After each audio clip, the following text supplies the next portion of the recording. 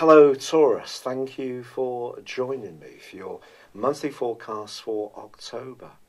Thank you so much for all the kind comments and suggestions that have been sent in regarding my rheumatoid arthritis. Some of these have been really brilliant, and I am embracing with some with real promising results. This month begins with the Sun and Mercury for you, for the Sun or the Ascendant, in the part of your situation which is very much to do with practicalities. So we're talking about work, life organisation, things like fitness and diet and domestic order. Not the most sexy stuff you might think, but stuff that actually you have a real appreciation for, because being an earth sign, you get tangible achievements. So the Sun and Mercury are asking you to try to get things a little more refined in your existence. Now, if you're someone who's naturally very tidy, organised and virtuous and works in a job helping people, then this may all seem very natural to you. But there may be some areas that you can fine-tune which are not immediately obvious. For example, are you actually doing too much for other people? Are you, for example, at home shouldering too much of the domestic load when someone else could actually be doing a bit more of their bit? In terms of your diet and fitness regimes, are there little fine-tunes that you could make in terms of nutrition, or trying different approaches that can be more enlightening? These kind of things, I think, will be to the fore. On the back of the quarter moon, which occurs on the 2nd for 1 week, you're just being urged not to try too hard, to be too virtuous and pack too much in. It is important to prioritise what really needs doing and not scatter yourself, because you could end up feeling a bit stressed out and tired if you do. But of course, Venus is your ruling planet, and it's going to be generating an enormous amount of publicity in the YouTube community, particularly this month, because Venus goes into a retrograde on the 5th. And through to the end of this month, we'll be going backwards in your sector of relating, the 7th house. So relationships are undoubtedly going to be to the fore. In November, I'll just tell you that Venus actually inverts and it revisits your 6th solar house. It's going to be relationships, more about work. It then re-emerges into the sign of Scorpio early in December. So this is going to be a long period, I feel, where relationships and relating are going to be an important part of your thinking. But we also have, in the first 2 weeks of this month, Mars, which of course has been a bit of an aggravant with Uranus in your sign since the 2nd week of May in a right angle. So there's been a bit of a battle going on for you, perhaps within yourself, perhaps within someone that you feel has tried to dominate you too much, been a bit controlling. Could be a job, it could be an organisation, it could be a lifestyle, it could be a mindset.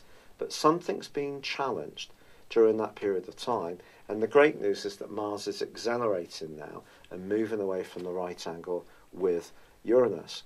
But Uranus is still forging a T-square with the nodal axis with the North Node, the point of destiny in Leo, which is all about your emotional well-being, and also the South Node, which is in the part of your scope to do with your work and how you interact with people in a wider context. Now, this T-square is going to be joined by other influences this month, and I do feel it is very important to mention, because Uranus, right at the very start of your sign, is giving you a little nibble, a little nudge of some dramatic changes that are going to be coming your way from the 6th of March next year, right through till year 2026. This is because Uranus is a radical planet. It's a planet that shakes things up, and it is going to be rewinding for the rest of this year.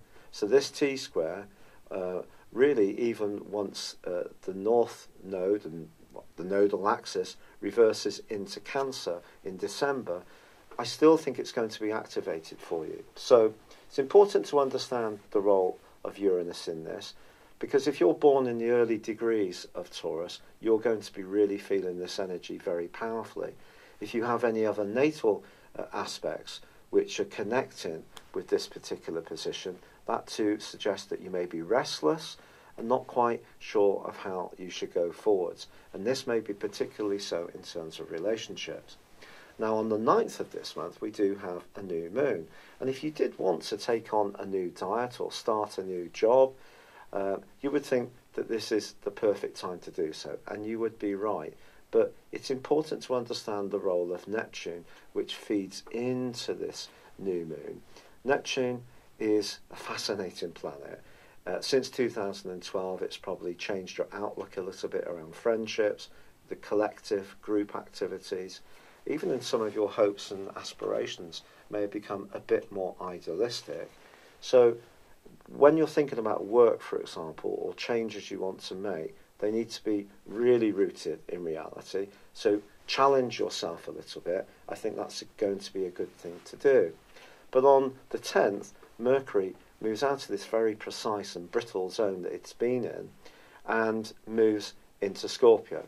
So even if there are some challenges with Venus going through that retrograde and also being in that square with Mars, which for me suggests that even if you try to be diplomatic, there's another part of you that may be much more assertive if someone has been a rather dominating figure and not listening to some of the concerns you've had over the last 5 or 6 months when it comes to feeling that your voice is heard, that there is a sense of equilibrium and fairness in the relationship between you. But as I said, this could be something that's gone on inside of you too.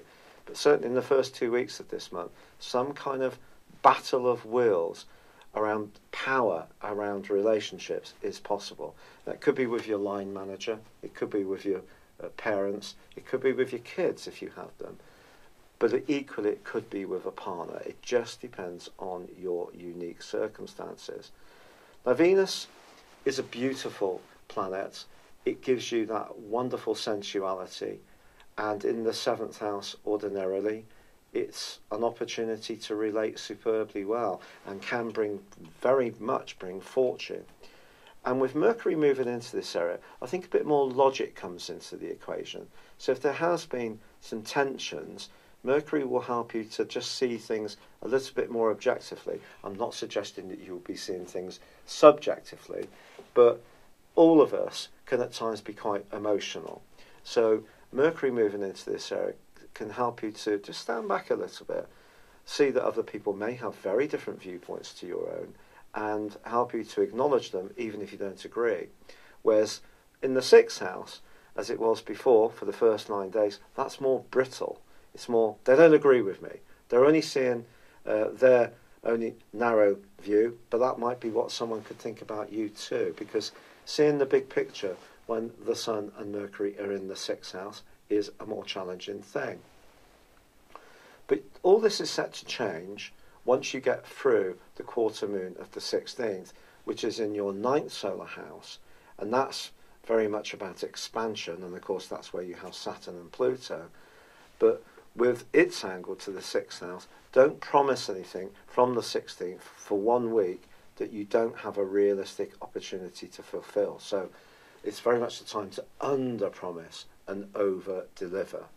And if there is something you tend to do where you're self-sacrificing, whether it's doing more of the domestic load on a partner, or perhaps tidying up over your kids too much, set some firmer boundaries. Get people to do a bit more for themselves. Even at work, if you're the good guy that always covers everyone else's shifts when they want some time off, well, if it doesn't absolutely suit you, make sure that you're not agreeing to something that ultimately spoils your need to be a free spirit. Because remember, with Uranus in the early part of your sign, and also Saturn in Pluto in your 9th house, which is about adventurism and independence, there is a change that's been going on within you last year since the 20th with Saturn, and of course since 2008 with Pluto, pushing you to be more experimental, to be more open to new ideas, and challenge that side of yourself which loves the status quo, which loves routines, which can be a little set in your ways. Now, the really exciting moment of this month, I think, occurs on the 23rd, because the Sun then arrives to join up with Mercury and also Venus and also Jupiter in the sign of Scorpio, which for you, again, is about relationships. So wonderful, isn't it? And Venus is backtracking to such a point that it then forges a conjunction with the Sun. But the key here, Taurus, is that then they are going to join in with that T-square on that nodal axis with Uranus. So we get a grand fixed cross. Now, fixed energy, as you well know, is very much about stability. It's about sustained effort. It's about sticking there for the long term. But if you put Uranus in there in the mix, and Venus is retrograde, and then the full moon, which occurs on the 26th, is actually going to be combining with Uranus in your sign, you can see that balancing your need to be an individual against what's good for a partnership can reach an explosive point if things aren't flowing very well. Now, the great news, pardon me, the great news is that from the 20th through to the 25th, Mercury is forging a fabulous angle to Pluto. So if you really wanted to talk something through with someone who's very knowledgeable about human dynamics, such as a counsellor or just a wise friend, or go online and do some research, you could have some very penetrative insights during that period of time. Also, although Mars is causing mischief in the first 2 weeks of this month in some ways, it's giving you greater confidence, but perhaps more impatience, it also forges an amazing link in the last 10 days with Pluto, a semi-sextile. And if you can balance the growing knowledge that you're developing with a greater determination, some kind of breakthrough could occur in your career, which is linked to training or travel, entirely possible in the last 10 days of this month. But back to Venus conjunct the Sun. Sometimes it's said when Venus is conjunct Sun that Venus's energy can be diminuted to some degree, so reduced. I don't know that for certain because it's something I'm still trying to understand in greater detail through the experience of doing people's personal horoscopes. But I would say that in a classical sense, when we put Venus alongside the Sun, we talk about potential, the potential to relate better, to give out an amazing, charismatic vibe. So if you're single, the fact that Uranus is on the other side of the heavens could mean your very uniqueness can be the factor which draws someone to you. So could be potentially very exciting stuff. I think it's more around ongoing relationships, where the politics of the last 5 or 6 months and that square between Uranus and Mars, and then this grand fixed cross that's going to be occurring in the last days of this month, sets up a scenario where something may have to give. It's almost like the plates on a big ship with all the rivets in. As the ship twists in the storms, some rivets can start to pop out. If something's being resisted, the resistance could be within you, it could be within the person you're involved with, it could be the judgment that you're getting from people around you. But the need to change flows against the need to be more harmonising and compromising. If we give all of our energy away to the point that we're not standing up for what's right for us, we diminish ourselves. It's important that we don't lose our identity in being too much of a people pleaser. Now, Mars is there in the 10th house, just reminding you, giving you a little tap on the shoulder saying, look, this is your month to raise your profile, have self-confidence, and if there are some tensions that come in relationships because of this, then so be it. But of course, the reality is that even if we do articulate our view, make a stand, lay down boundaries, sometimes that can be an uncomfortable process. And it depends on the type of Taurus you are. If you're someone who prefers an easy life, doesn't really like confrontation very much, this can be more challenging. If you're someone who will say it as it is, it's about harnessing that, but in a really productive and constructive way. So as this month draws to a close, and we get to Halloween on the 31st, so Mercury pops into the sign of Sagittarius, which for you is very much about understanding not what people are saying, but what people mean, particularly as Mercury in Sagittarius is in detriment. But I feel that there are so many opportunities this month, to be perfectly honest. So although this month may be characterised as being very much a difficult time with Venus in retrograde, and it is true that there could be something in that. I also feel we need to look at those other opportunities to understand better how you relate, to understand better what you need, and most of all, to understand better what other people want from you. But if you're a natural giver, I think this is a month to find your power and your voice. If you tend to be someone who's quite set in your ways, it's a month to be more open to change. If you're someone who likes things very much on your own terms, you could be challenged by someone who would like you to hear where they're coming from more. So it depends on unique circumstances. But Venus retrograde is something to take seriously, but so is that nodal axis, because that's about balancing your emotional needs against the need to be recognised and heard.